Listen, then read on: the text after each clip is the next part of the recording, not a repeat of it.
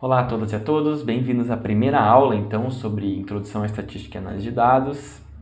Nessa aula é sobre os ramos da estatística, a gente vai entender um pouquinho melhor o que é estatística, quais são as principais formas que ela é dividida, tá? São dois principais ramos, digamos assim, que é importante vocês entenderem, tá? Então, a primeira coisa eu trouxe aqui para vocês dois conceitos de estatística. O primeiro deles é um ramo da matemática que trata da coleta, análise, interpretação e apresentação de massas de dados numéricos, tá? Conseguem perceber uma semelhança desse conceito com o conceito de ciência de dados, que talvez vocês já tenham ouvido falar, né? Então vejam que é muito parecido, né? Tanto coletar quanto analisar, interpretar e tirar uma conclusão a partir disso, que é um dos objetivos da ciência de dados, é o conceito de estatística mesmo, tá? Então, há milhares de anos atrás, onde já se coletavam dados, quando já se coletavam dados, estatísticos e matemáticos já tentavam tirar conclusão sobre determinadas populações, por exemplo, a partir da estatística. Por que está cada vez mais porque cada vez é mais necessária a estatística e cada vez existem algoritmos de ciência de dados cada vez mais avançados para responder coisas a partir de dados. Porque cada vez nós temos mais dados, em maior volume, maior variedade, maior velocidade de criação desses dados, e cada vez nós temos um poder computacional muito maior de fazer algoritmos muito complexos rodarem em cima desses dados, né? Então, por isso que hoje a gente tem esse conjunto de conhecimentos que a gente chama de ciência de dados, né? Do qual a estatística é um pilar aí fundamental, né? O segundo conceito que eu trago ali, então, é uma forma de análise matemática que usa diferentes modelos para produzir conclusões sobre experimentos ou estudos da vida real. Então, como eu já havia falado, né, nada mais é do que você usar a matemática para processar e analisar dados e querer resolver algum problema com esses dados, querer avançar o conhecimento, querer entender alguma coisa a mais, querer melhorar algum tipo de processo e que a vida e a sociedade e o planeta fiquem cada dia melhores, né? Esse é o fundamento principal do processo da estatística e da análise de dados, certo? Quais são, então, os dois principais ramos, né, da estatística que temos aqui, né? O primeiro é na estatística descritiva. Aí o próprio nome já nos diz qual é o objetivo dela, né?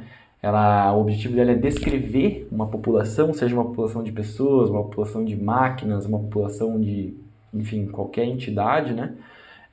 Usando algum cálculo numérico, por exemplo, média, né? Média da altura das pessoas em determinado grupo.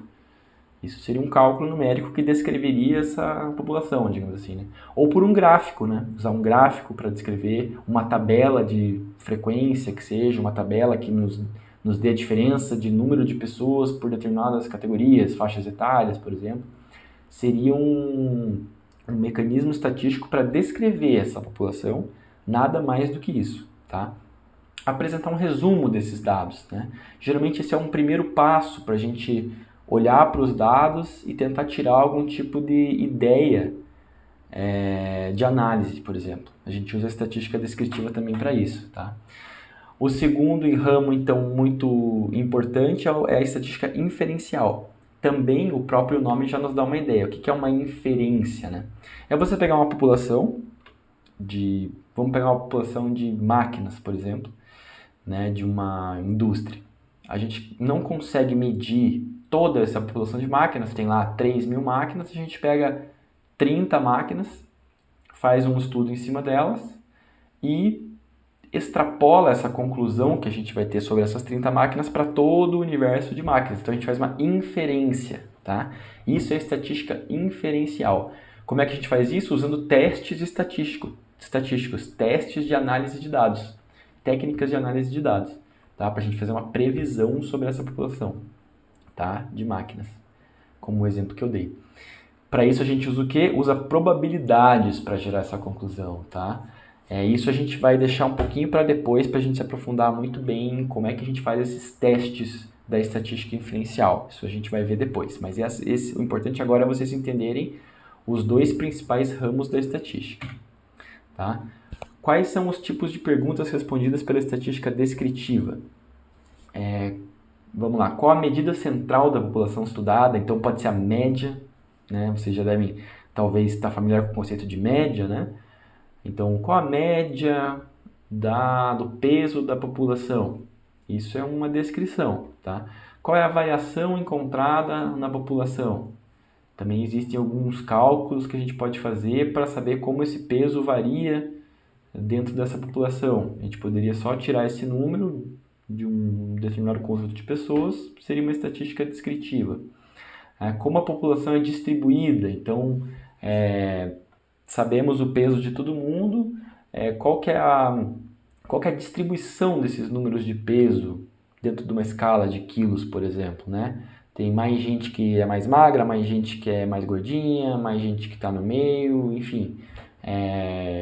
Esse tipo de conclusão a gente pode tirar também com a estatística descritiva, certo? Agora, a estatística inferencial, professor Rafael, como é que a gente faz? Qual que é o tipo de pergunta que é respondida pela estatística inferencial? Vejam como é um pouquinho mais complexa, né? Complexo o tipo de pergunta que é respondida pela estatística inferencial. Qual o grau de relação que temos entre o preço cobrado e a quantidade de pedidos de um restaurante? Existe uma relação entre esses dois fatos, né? Subo o preço, como é que isso impacta nos meus pedidos? A gente faria um estudo que faria uma inferência sobre essa relação, né? Segunda pergunta, qual a diferença entre grupo A e grupo B? Também seria algo que a estatística inferencial poderia responder, né? Se essa diferença, qual que é a magnitude dessa diferença? A gente pode considerar que um grupo é diferente do outro mesmo, matematicamente, ou essa diferença ela é só produto do acaso, por exemplo, né? Terceiro, o que vai acontecer com a quantidade de pedidos se eu aumentar o preço? Então, como a gente já falou, né, para fazer uma previsão sobre o preço em função da quantidade de pedidos, também é estatística inferencial. Ou, por exemplo, o que vai acontecer ao longo do tempo? Qual que é a previsão para o futuro? Por exemplo, o preço do dólar, digamos assim. A gente tem alguma técnica que a gente consegue prever com os dados do passado o que vai acontecer no futuro, fazer uma inferência sobre o futuro? Podemos, existem técnicas que nos dizem com uma certa probabilidade os cenários que podem acontecer para o futuro também, tá? Estatística inferencial. Um exemplo que eu vou dar aqui para vocês, finalmente então,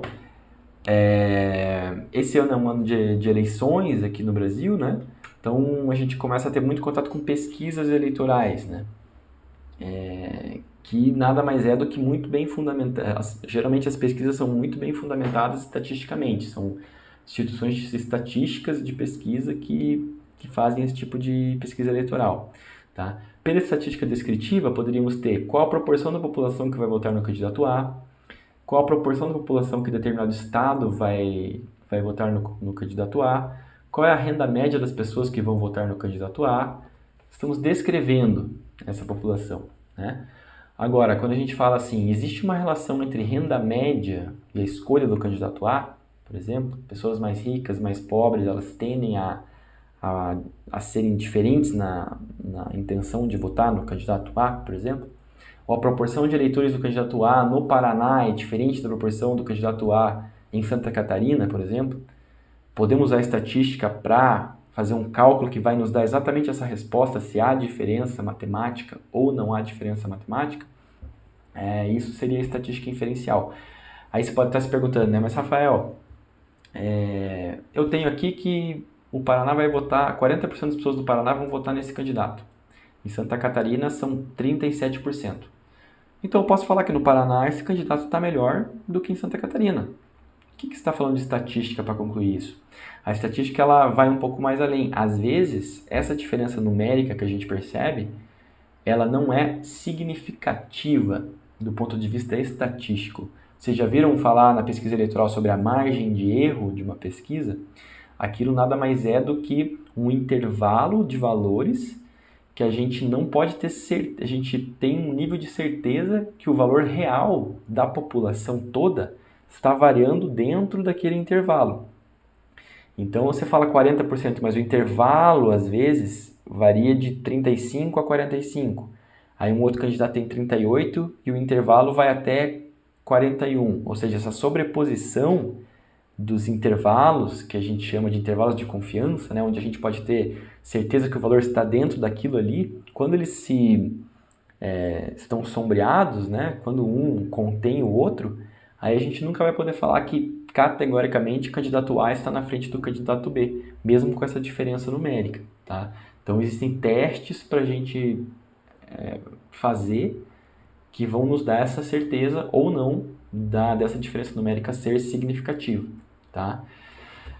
Então aqui, pessoal, eu passo para o método estatístico, tá? Só para vocês entenderem um pouquinho melhor dessa pirâmide aqui que a gente coloca, né, como uma pirâmide. Quais são as etapas desse método estatístico, tá? Que seja a pesquisa eleitoral, por exemplo, né? Geralmente a gente coleta dados. Isso começa com uma coleta de dados de quem a gente vai coletar, aonde, qual a amostra, né? Coletamos dados, organização desses dados, né? Um processamento desses dados, que vocês tiveram aí as aulas de SQL, né? Então, o SQL ele é uma ferramenta de organização, de processamento desses dados, de limpeza desses dados, para deixar eles prontinhos para uma análise que seja descritivo, né? Como o terceiro passo menciona ali, que é uma descrição daquilo, olhar aquilo de uma forma um pouco mais ampla, para depois a gente fazer uma análise um pouco mais específica, né? Dependendo do objetivo que a gente quer, que seria o quarto passo ali. Depois dessa análise feita, existe uma fase muito importante, que é saber interpretar isso à luz dos objetivos que a gente tinha e comunicar isso para as partes interessadas, né? Então vamos supor que você aplica esse método numa organização, um problema que você tenha na empresa que você trabalha ou trabalhou, né? Essa parte seria a parte de sentar, entender a conclusão da análise, o que o teste estatístico nos mostrou, saber interpretar ele e comunicar ele para o seu chefe, para os seus colegas, enfim, para que isso venha a melhorar os processos dentro da organização. Então essa seria a última etapa. Esse é o modelo do método estatístico de maneira geral, assim. Ok, pessoal? Então, por essa aula é isso. Nos vemos na próxima aula.